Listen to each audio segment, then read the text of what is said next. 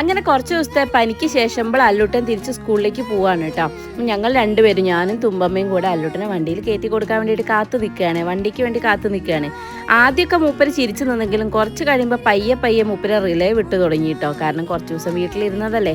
അമ്മ എനിക്ക് പനിയല്ലേ, പിന്നെ എന്തിനാ എന്നെ വിടണേന്നാണ് ചോദിച്ചത്. അപ്പോൾ പനിയൊക്കെ കുറഞ്ഞില്ല വെച്ചാൽ ഇനി സ്കൂളിൽ പോയി പനിച്ചാലോ എന്നാണ് മൂപ്പര് ചോദ്യം കേട്ടോ. ടേട്ടന് പനിയല്ലേ അമ്മേ, എന്നാൽ ടേട്ടൻ സ്കൂളിൽ പോകണമെന്ന് തുമ്പമ്മേൻ്റെ പകരം സർട്ടിഫിക്കറ്റും പിന്നെ പറയണ്ടല്ലോ.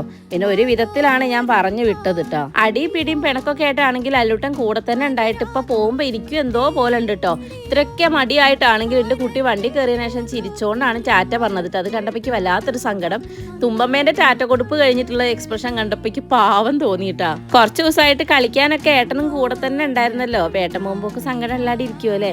അല്ലെങ്കിലും പണ്ട് തൊട്ടിട്ടേ ഇവൾ ഇങ്ങനെ തന്നെ കേട്ടോ. അല്ലൂട്ടൻ അംഗനവാടി വിടുന്ന കാലം തൊട്ടിട്ടേ അവൻ പോയി കഴിഞ്ഞാൽ പിന്നെ ഒരു വല്ലാത്തൊരു ഫീലാണ് കുട്ടിക്ക്. എല്ലായിടത്തും ഇങ്ങനെയൊക്കെ തന്നെയാണോ?